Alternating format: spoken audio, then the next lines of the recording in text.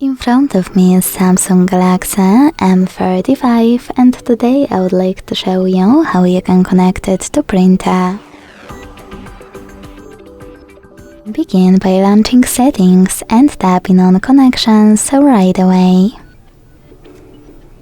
Then you need to choose more connection settings available at the very bottom and tap on printing. Lastly, after tapping on default print service or any other service you like, you need to make sure that this switcher is blue. Then wait. Your device is looking for a printer and when it finds one, it will connect to it. Thanks so much for watching. If you enjoyed this video, leave a like, comment and subscribe. Bye!